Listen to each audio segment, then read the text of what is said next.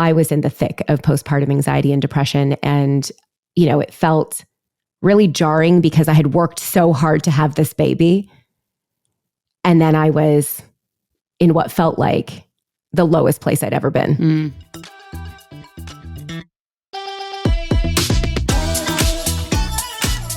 Welcome to the Double Shift Podcast. I'm Dani Kagan, a serial entrepreneur and new mom. I'm obsessed with having unfiltered and inspiring conversations that redefine modern motherhood and celebrate high-performing, ambitious women. From launching a business with a newborn to navigating family life, we dive deep with thought leaders who defy expectations. No filters, some cursing, and pure inspiration to empower you to seize life, live more vulnerably, and reach for greatness together.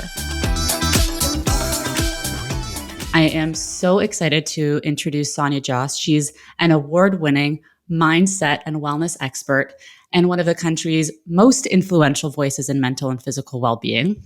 With over 100 million media impressions, Sonia has been imparting her honest and groundbreaking approach to mind and body as a speaker, educator, author, and advocate for over a decade, and is consistently ranked one of Canada's top health influencers. Sonia is also, because that's not enough, a certified personal trainer and a renowned media expert, having appeared in Vogue, India, HuffPost, National Post, BT. The list goes on. Her viral TEDx talk, which I am obsessed with, and we are going to talk a lot about too, Where Do the Happy People Live, took place in 2021 and took audiences on a journey through her path to wellness, giving them a roadmap to finding and maintaining their authentic selves. Sonia recently finished her first book to continue sharing her expertise with audiences around the globe. For anyone who doesn't know who you are, I'm sure there's tons of people who are going to be tuning in and listening and being like, I love Sonia and I know all about her. For everyone who doesn't know about you, tell us your story. Oh my gosh. Dani, as you know, the story is pretty convoluted, and I can give you sort of the Coles Notes version, or I can just go there if you want me to. Oh, we want you to go there. This is a go there kind of podcast. All right, this is a go there moment. Of course it is, because Dani, you always get to the goods. As I said, sort of my journey's been so convoluted, and I grew up in what I would consider your rather typical South Asian household. Really strong evaluation criteria on what it means to be successful, beautiful, worthy. Image was everything. My parents were immigrants, yes, but they came here individually and actually met here because they were each doing their masters here. And so it is the immigrant story, but there was also a foundation of excellence and striving that existed sort of from before I was even born. My parents were both in the corporate world. My dad was a very senior executive for his entire life. He's still working as a consultant. And so there was a lot of buy-in, I think, from me around the fact that there were expectations. They didn't need to be said because they were so deeply understood. Image was everything. Performance was everything. Put your head down, get it done. It doesn't really matter what you have to sacrifice along the way. And I think I played the part really well for a long time. It felt pretty comfortable and easy until I was in high school. And when I say comfortable and easy, it wasn't, but I didn't know it at the time. And those major turbulent phases hadn't started yet. I was already hiding. I was already sneaking. I was already packaging. But it was like I'd sneak off to go to the convenience store and eat gummy candy type of thing, right? Like the patterns were there already, but they weren't taking a major toll on my life and who I was. And so it was just justifiable. And then, when I went to high school, things obviously got a little bit more challenging in, academia. for most Indian parents, it's like you're either a doctor, lawyer, or engineer, or you're bullshit. And it became very clear in grade 10 that I could not do physics. I could barely do chemistry. And so this dream of becoming a doctor was like very quickly declining, as was becoming an engineer. But I couldn't tell my parents.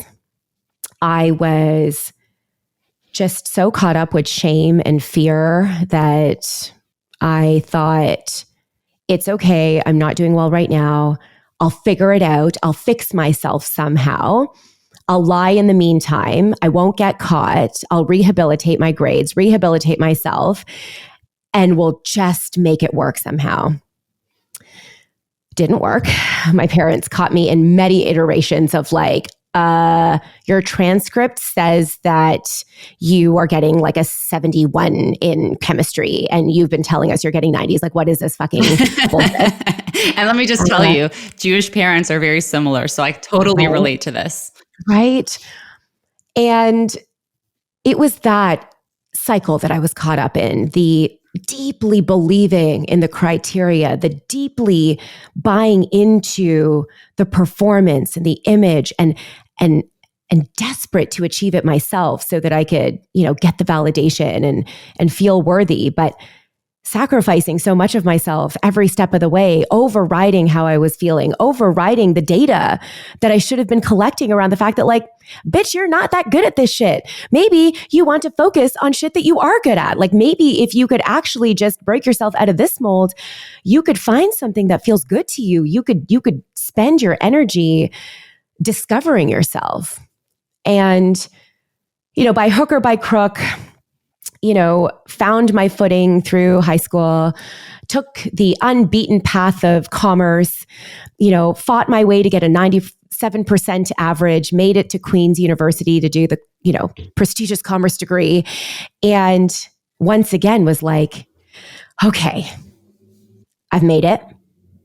I'm good. I'm safe now. I'm worthy. Moved to Kingston, did the university degree.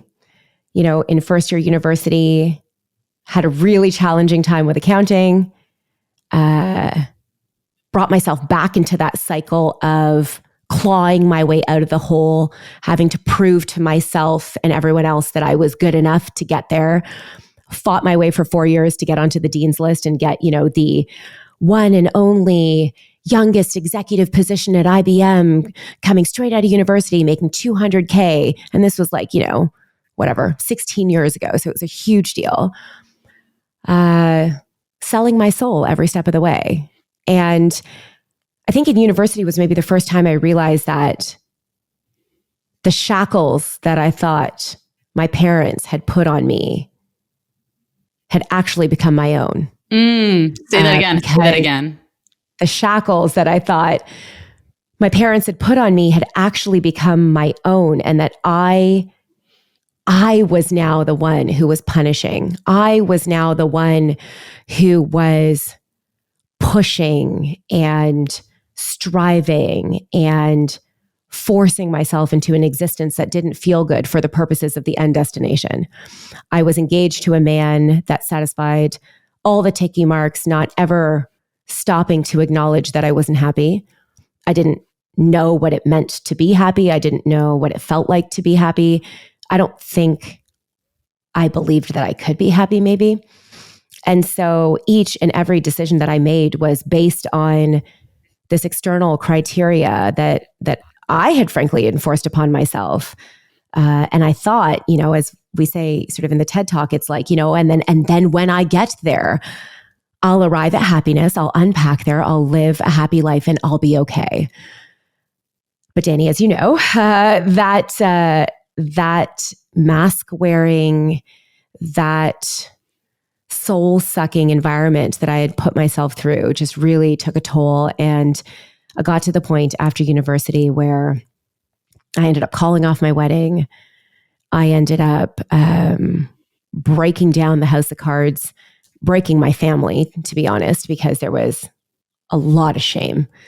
Again, 16 years ago, it was not heard of for no one was talking about it. No one was talking about shame generally. Like now you're like, okay, yeah, like we've seen this done before. Good for you for standing up for yourself.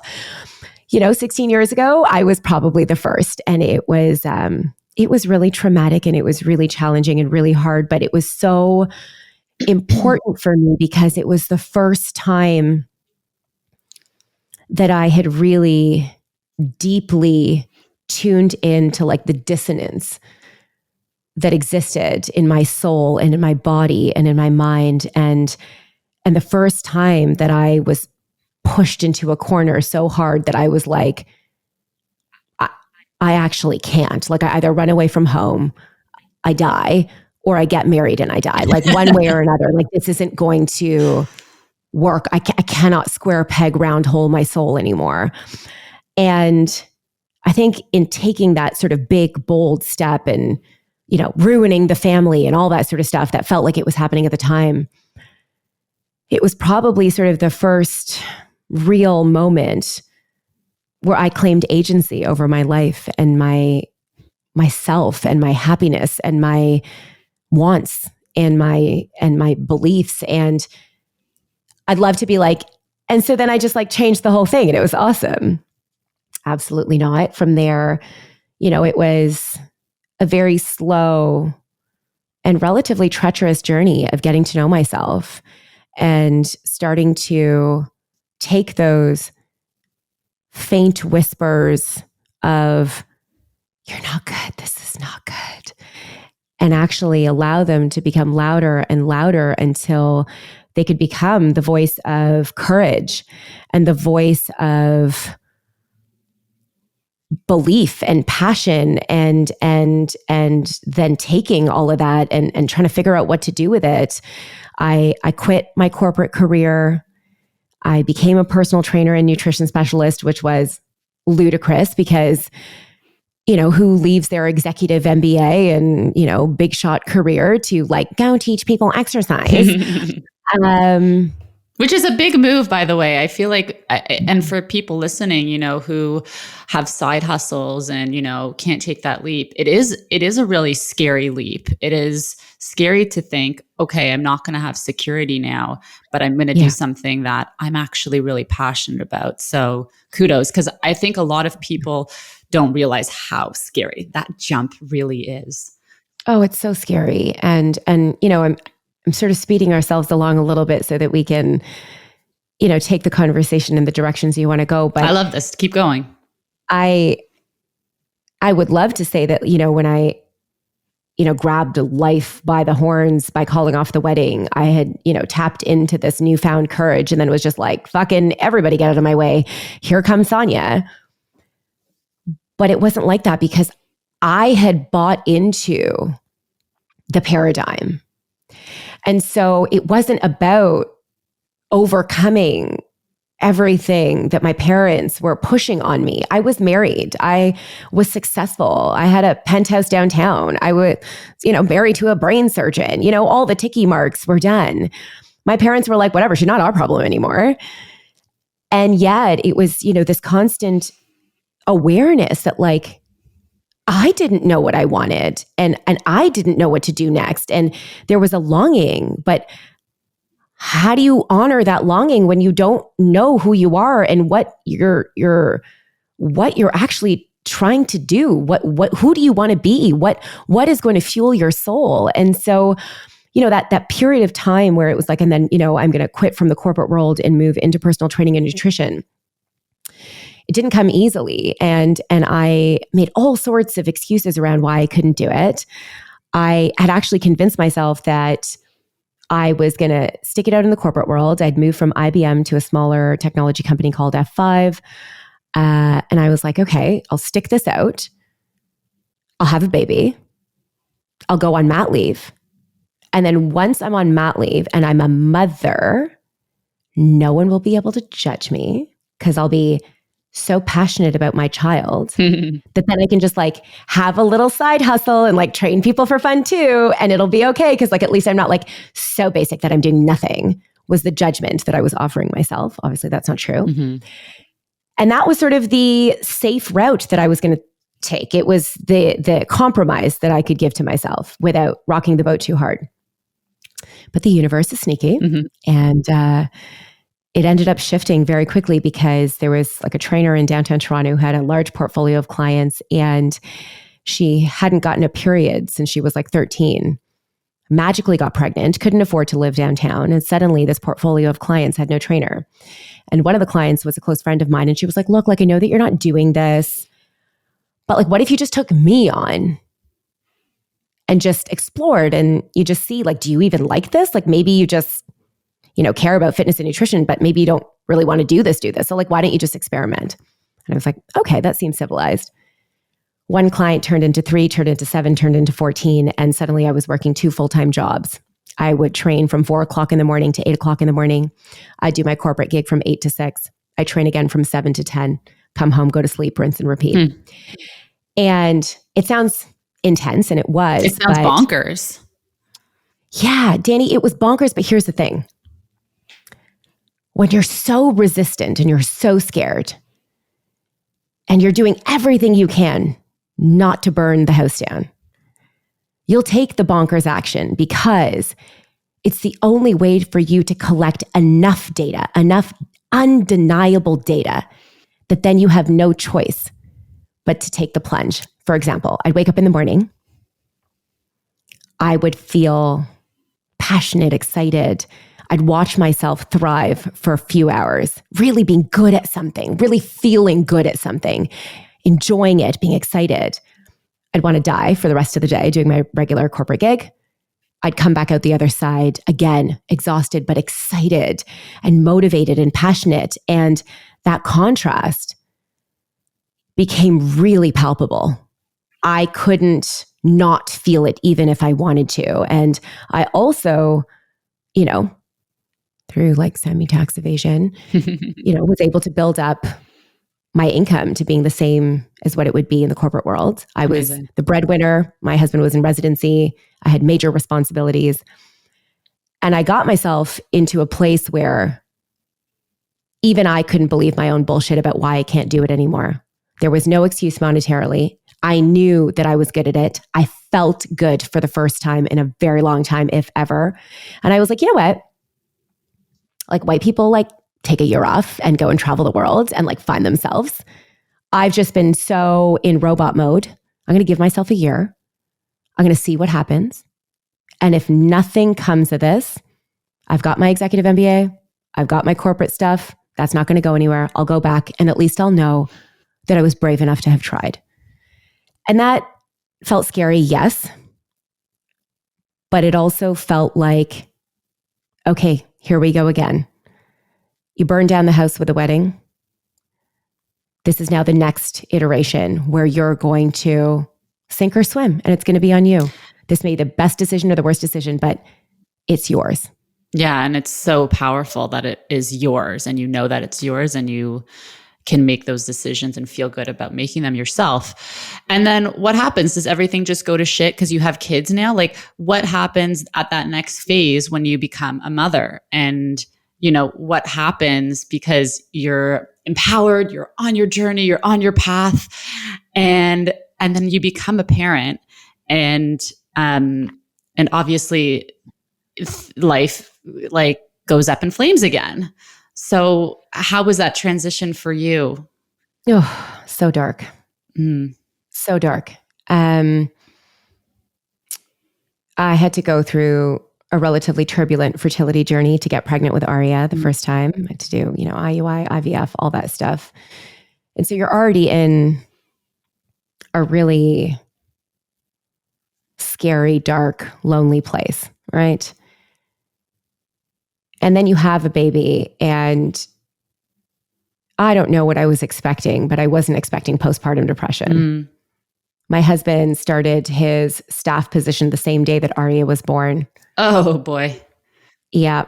And it was dark. It was really dark for me. I don't even think I appreciated how dark it was until I slowly started to find my footing again. But I was in the thick of postpartum anxiety and depression. And, it felt really jarring because I had worked so hard to have this baby. And then I was in what felt like the lowest place I'd ever been. But there's something so magical about that. And I believe so deeply that iteration, that experience with my first child was so important because I had been doing the fitness and nutrition thing for a while, right? I had been in that space. I had already started the media stuff. I had, been doing TV segments, and it was, moving along really nicely. And when I had Aria, I was like, I'm going to take 12 months off for mat leave. And within about 4 months was like, I need a lifeline. I need something that is not my child, that is going to remind me of who I am, because I'm losing myself very quickly and it's getting scary. And so I was like, okay, if nothing else, let me just get back into the media side of things. I'll start doing TV segments again, just so that I can break myself out of this sort of pattern that I was in. And it helped, it helped me sort of find a little bit of footing again. It helped me find a little bit of rhythm. But more importantly, I really started to feel again the dissonance between, what I was doing and who I was being, and what I was longing for. And the bite-sized little TV segments weren't doing it. They weren't fueling me. They weren't giving me what I needed, because it was like, you could replace me with any other rando with like good shoulders on a, TV segment, and, it would be fine too. But there was this calling again, like, I want to help people. I want to be able to share more, give more, so that people can go through their journeys less alone, right? And I had gone through so much turbulence when it came to fitness and nutrition. The reason that I jumped into fitness and nutrition to begin with was not because I had always been passionate about it. It's because at 25, when I didn't know what else to do and I didn't know what next job to take, and I, had already done all the things, it was the first time that I was like, well, if I'm thinking of having a baby to make my like graceful exit, I'm going to have to repair my relationship with my body, because I had been anorexic throughout high school. I had been bulimic throughout university. I had suffered from many phases of binge eating disorder, and I had hid it all. I had hid it from everyone. I had hid it from my spouse. I had hid it from my family.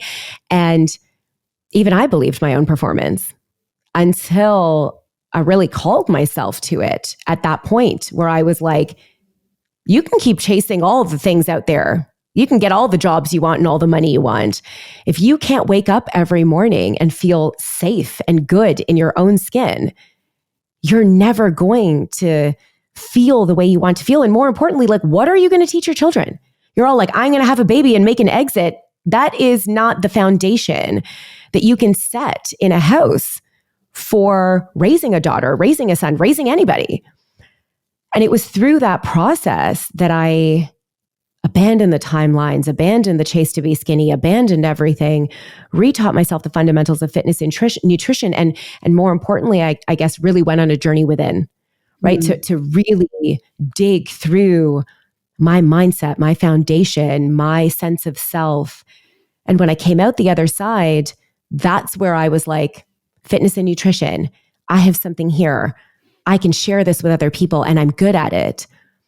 But what I had sort of maybe failed to understand, or I wasn't ready to understand, is that it wasn't that I wanted to teach people how to eat and how to exercise.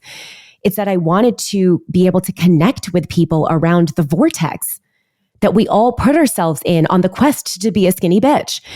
And the inflection point that I got to again after I had my first child was, okay, we did the thing. We did the foundation building in fitness and nutrition, but now it's time to go deeper. And I think having a child for me was that push that I needed to force myself to connect deeper again, to force myself to tune in again, to force myself to hear again those faint whispers that I needed to start yelling at me so that I could finally be like, okay, I'm listening. What do you need from me? To shift and evolve again, to become a speaker, that was actually the first iteration of me even considering writing a book, because I was like, 4-minute segments, it's not going to work for me. This is not I have it. a lot more to share than 4 I minutes. have a lot more to share. I want to And thank you really quickly, and sorry to interrupt you because you're on such not a good at flow, all. but I just want to thank you for being so raw and honest about your past and your journey, and also just being so candid about what it was like when you had your first, because it gets so sugar coated, especially on social media, which I know is a great topic of discussion as well, because you talk about it a lot. And we'll touch on it, but it can be, not for everyone, but it can be a very dark time. It's very isolating, especially as a mother. And it is. I want to thank you for saying that and not sugarcoating it. Of course. I want to ask you to go back a little bit, because you talked a lot about your parents and how they were for you. Yeah. Has that impacted how you are as a parent now? Absolutely. Yeah. Oh my goodness. I was having this discussion yesterday night. Actually, I was at this author gala and I had the privilege of sitting with these incredible women who are, in their 50s, and some have kids and some don't. And I was actually diving into this so deeply myself to be like, tell me everything. How did you crack the code? Because I'm turning into my dad and I don't want to be my dad, but I've never respected my dad more. And yeah, don't you just turn into your parents at some point? Honestly, it's such a great question. And I think here's the thing. I had my first child. It was a dark place, but it was a catalyst to my next evolution. And then we came to the decision that we wanted to have another child again, infertility. I was going to say, did you have to go through all of that again? Yeah, the whole thing again. Yeah, absolutely. Rough. That's hard. Rough and shitty and just dark and lonely again. But also, I have a unique talent for willpower and for just muscling shit up and doing it. And so I'm not sure I ever really allowed myself to experience the gravitas of how hard and how bad. But your skin is thick for going through all of that. It's thick. Yeah. It's thick, but it takes a toll then later on when you're like, oh, the body keeps a score and so much trauma in there. Let's start. Oh yeah. I can't imagine the physical toll it takes on your body. For sure. It does. But here's the thing. It's like, you have your first kid, you have an experience, you sort of create narratives around what motherhood or parenting is like for you. You do it again. So different. So different. Tell me how, because I'm on one child and I feel like 1 to 2 is so different. It is. 1 to 2 is like 1 to 10. So let me first of all just say that I had no idea that 2 kids would be so exponential. Well, thank you for the birth control, because that will help me. I'm not gonna lie, yep. Dani. It's a whole different matrix. But having a second child for me was really healing in its own way, because it was such a different experience. It was I was 2 months postpartum or 3 months postpartum when the pandemic hit, right? So it was a very different time also, but it allowed me to rewrite so many of those narratives that I had about how dark motherhood is, how soul-sucking it can be, how much you have to overcome in order to make it like feel harmonious.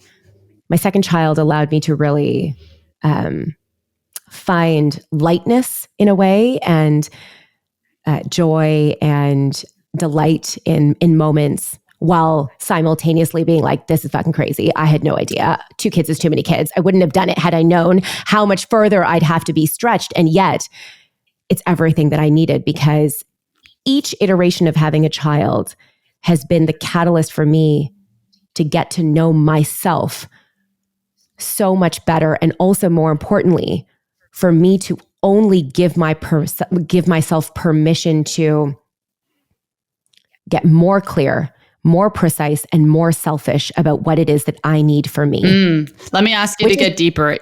Yeah, weird, but also like, let's go even a layer deeper, because you spent so much time discovering yourself pre-kids and doing that work. And when you don't have kids, it's a little bit easier. Obviously, it's not an easy path, but now you have kids. So how do you invest in yourself and take time to discover yourself when you have 2 tiny humans? you respond to the pain. Mm. You respond to the pain. The dissonance, as I said earlier, that tug of war becomes clearer and clearer the more that you're stretched. Mm. And there's nothing that's going to stretch you like little humans who need you so desperately and all-consumingly all the time. And I would love to give you like the hallmark version of like, yes. And then like, I learned self-sacrifice and I finally learned to like push my needs aside and care about something other than myself. No, the exact opposite. I had spent my entire life overriding and putting the needs and wants and desires, whether they were real or not, of every other person ahead of my own inner calling. And it happened with my first child, and it happened deeper with my second child, where I was like, this is not enough for me. Being a mother is beautiful and amazing and everything I need. And also, it is not enough for me. And so then what does that mean? What do I need? How do I make this feel like the real Sonia amidst the chaos of life, amidst the self-sacrifice that isn't going to end until these children are, on their way. And even then it doesn't end. And it has been simultaneously harder and harder with two children because, as I said, I've had to stretch myself further and further. And yet it has been the reason that I have had to get clearer and clearer and ask myself, what am I willing to sacrifice for the life that I want? Who am I willing to show up as for myself? What feels good? How do I honor that? How do I do this in a way that I'm not constantly one step away from tipping on the brink? And I'd love to be like, oh my God. And then it's like, so great. Cause then you like get the answers and you like create a new formula and you like do it. So like everybody's winning. No, not even close. But the evaluation criteria gets clearer and clearer. And I think that is such an important piece of the equation for all of us, whether you're a mom, whether you're not, whether you're trying to lose weight, whether you're trying to become successful, whether you're trying to find a partner. We have such little clarity around our own evaluation criteria for our lives, for ourselves.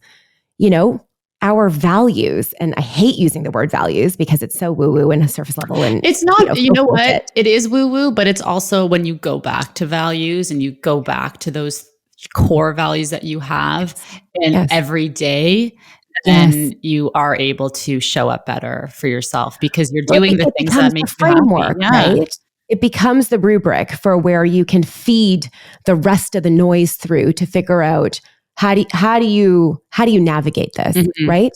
And again, let's not sugarcoat it. It's not clean. It's not perfect. But every step of the way, it forces me to take more and more responsibility around how I intend to show up for the life that I want for me, which is separate and aside from the life that I want for my children, although there's so much of it that's intertwined. So it ends up being the calling yourself to the bar to say, you're losing your shit. You don't feel good. You're not able to find your footing because you're constantly scrambling to keep up, to show up to your business, to do the things, to create all the output. And yet you feel like you're suffocating inside. What do you need? You need more time for yourself. How are you going to give it with 2 kids? I don't know. Well, actually, you do know. You're not willing to do it. You have to stop watching Netflix and you have to literally go to bed at 9:30 p.m. so that you can wake up at 4:45 because you need those 2 hours in the morning to find your grounding and your footing, to do your whatever it is so that you can be in alignment, in integrity throughout your day. Otherwise, you are going to want to die. And it is that constantly and iteratively all the time. What do I need? No one's coming to save me. How am I going to take responsibility to make it the thing that I'm willing to do for myself because I matter, because I care, because it's important, And that's the hard work for me, right? The because I matter is the hard work. Because it's important is the hard work. Because I actually care is the hard work. The waking up at 4:45, fine, whatever. Take 2 days, it becomes easy, it becomes habit, you do it. But the simultaneous journey that I'm on around wanting to be the best possible parent that I can, and also be the best possible human that I can for myself, to myself, knowing that I spent my entire life betraying myself, is, I think, the harmonious journey that I'm trying to go on, which is unclean, it is messy, it changes every single day. But I have this understanding that it's the only way that I can do it. And it's the piece for me that continues to propel me through my journey and evolution and unlayering and discovery, which is what I believe my purpose is for everyone else, right? Like the book that I wrote was for the girl that I used to be, who was stuck on the hamster wheel of weight loss and desperate to find peace in her body.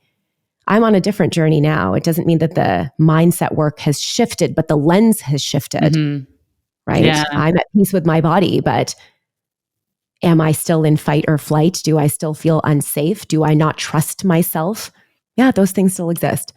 And so children for me continue to be the catalyst for me to go deeper and for me to call myself to that work. You know? So, oh my God, so many good golden nuggets in there. I want to like rip it all apart and do this for another hour, but you know what? It's really the whole bit about, turning off the Netflix and getting more time is literally what this podcast is named after. Just one more hour. Like, how do you find just one more hour? You turn off the fucking Netflix, you get off the couch and you do something about it.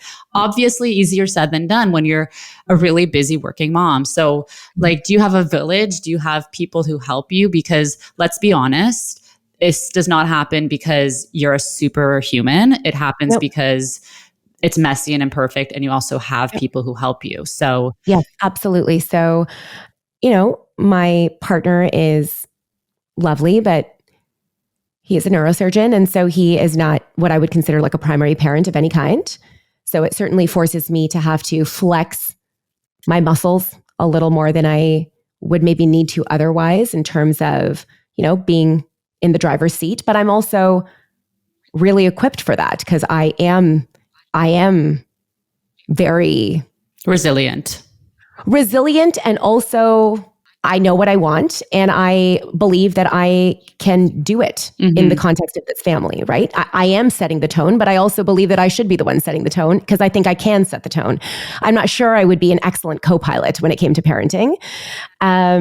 But then it comes back to, as you said, like how do you lean into the help? So, finally this year, as there's been, so much volatility with my schedule and segments and things, like Aria's carpooling now in many days of the week. And that is a shift because it's like, it's no big deal. I can make it work. And then you're like, no, taking that one tiny burden off my plate in scenarios where, I'm overriding the stress that it's creating, that's a gift. And I can do it and it's easy and nothing has to change.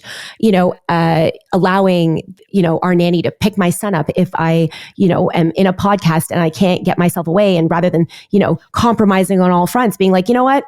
I guess she is going to have to Uber and it is going to cost me an extra $25. And so I'll honor that privilege and I'll use it and I'll just make it happen. Like, I think a part of it is how do you lean into the support? The other part of it is like, how do you give yourself permission to sometimes do the easier thing, to sometimes release yourself of the burden, to sometimes find somebody who can make it not your problem. And I'm so used to everything being my problem and feeling like, it's my burden to bear, that the work that I continue to do is, okay, how do I relax my hands on the wheel and allow the village, allow the people, allow the support to really do it?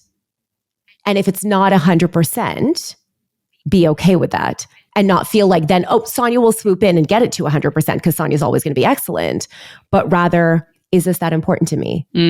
Is this going to do anything for me? Or is this just my usual perfectionist bullshit? In which case, fuck it. If you're listening, this is the reminder that you needed, that you can take your hands off the wheel And it's important because you don't need to be a superhero every day. So thank you for the reminder. Okay. I don't know how you did this, but you wrote a book. And I don't know how you did this with 2 children and all of the shit that you do.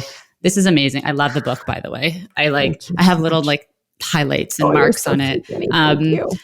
I don't want to take up too much more time of your very precious time, because I know how precious everyone's time is. But like, where did you actually find the time to do this? Like, when were you writing this book? Like, did you just sacrifice a little bit of sleep here and there? Like, what? No, Dani, it was like literally as everything I've said through this podcast, it was really turbulent.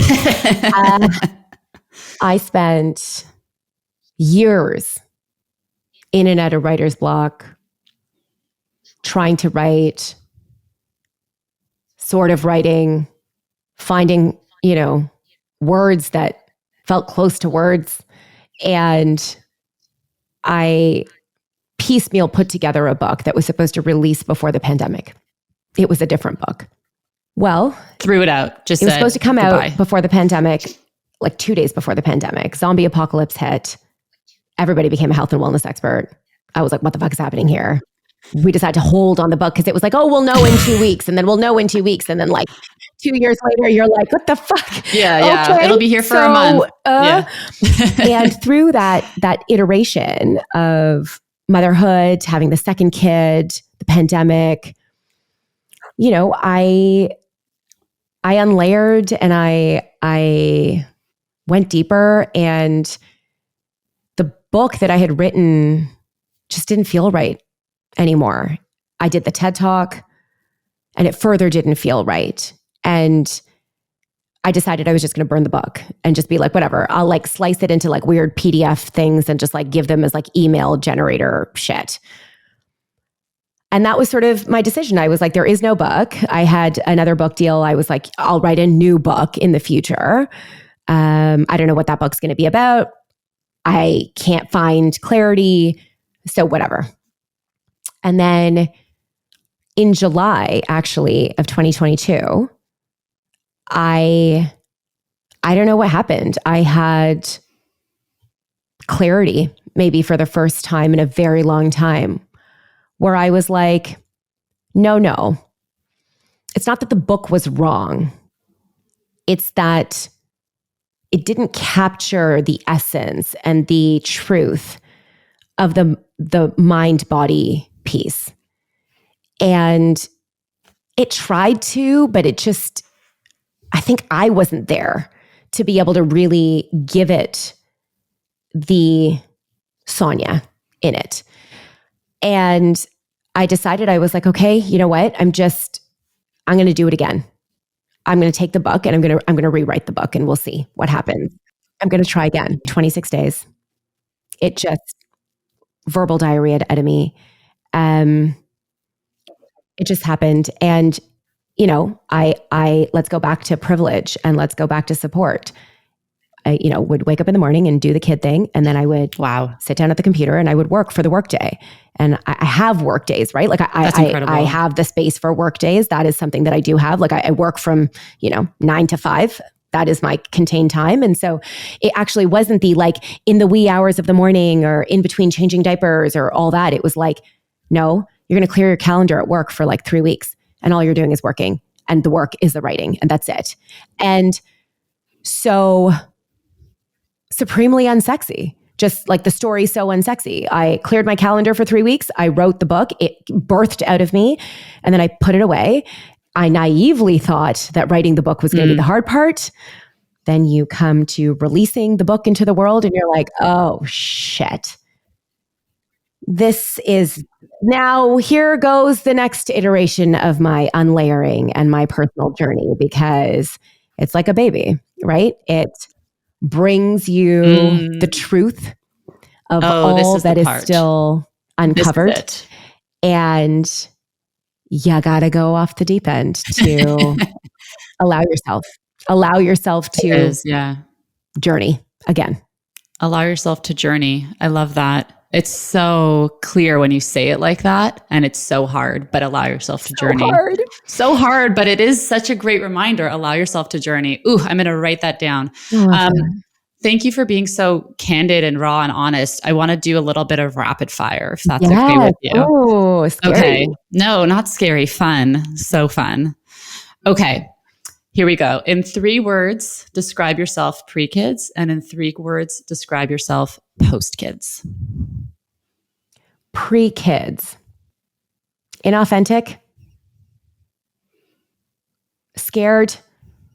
Striving. Post-kids. Aligned. Scared. Journeying. And I love that you put scared in there twice. Oh, yeah. I'm really scared all the time. We're all scared all the time, but not all the time, because, if you were scared all the time, you wouldn't have made all of the things that you have made until this point. So, okay. What's the one thing that you would tell yourself pre-kids about being an ambitious working mom? It's going to be messier than you want. It's not going to be linear. You're not going to get to where you want to go because you don't know where you want to go. And you're going to have to allow yourself to grow with your children because you don't have the answers, even though you think you do.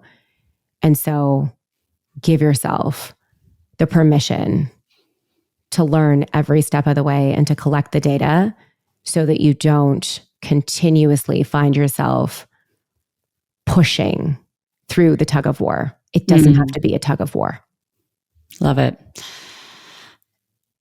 In one sentence or less, what advice would you give to women who are considering starting a family while also pursuing a demanding career or trying to go out on their own? Get clear on what you really want.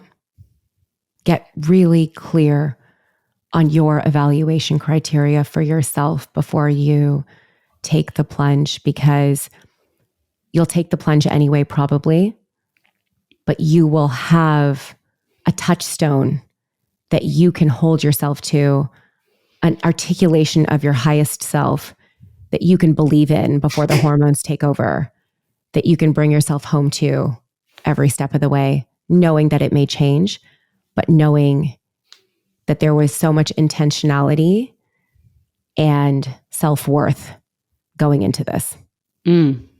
I just adore you. And I want everyone to read your book. I'll start again tomorrow. And if you haven't seen Sonia's TED Talk, it's so great. Where do the happy people live? It's so good. And like that whole message of getting to the beach is like going to live with me forever and ever. The beach is so dirty and messy. I love the beach. I know, which is amazing. So that's why I found it even better, because it was just like you're trying to get there. But anyway. Yes. No, and Dani, let me just say, I mean, you know how I feel about you. And I know you think I'm like a nice person, but I'm really not. I just feel very strongly about you because you continue to be such a source of inspiration for all of us who may seem like we're like further along on the journey than you are when it comes to motherhood and things. But the integrity that you operate with, the authenticity and the excellence of which you continue to create and push and elevate yourself and everything you do is something that is not going unnoticed. We are all cheering you on so hard from the sidelines. And also you are a reminder for us who are also in the turbulent journey that like, it's okay. We can keep going. It doesn't have to look perfect, but also like we're in it together and look at what she's doing. So then therefore we can do it too. Wow. I'm so awkward when people give me the receiving and allowing. Remember the receiving and allowing that I said that I have a really hard time with? Maybe that's your my one whole too. back just like got achy. But thank you. I'm really, really grateful for you saying that. And I'm just so honored to like know you. And even though we only see each other at these like events here and there sometimes, we're also going to have to change that. We will. That's the next piece of work. We're going to change that because, it's a mutual love. Yes. No, this was great. Thank you so much for coming. This was so great. If you want to follow Sonia or anything that she's up to, because she's so amazing. And we didn't even talk about social media. We'll have to do another episode. That's just what we're going to do. I could literally talk to you all day, every day. So we'll carve out more time. Yeah, we could have done a 3-hour episode here, but you'll see that in the show notes. And I just want to say thank you for spending time with me out of your very, very busy schedule. So thank you. I'm so honored. Thank you for having me, Dani. So much love to you, and just keep doing that. Just keep doing the thing, because you're doing it for all of us. So we're journeying. We're journeying. Permission to journey. Love today's episode? Subscribe and share with another amazing woman, and follow me at the Double Shift Podcast for more. Do you know someone that would be an incredible guest? Head to DaniKagan.com. Have a beautiful rest of your day.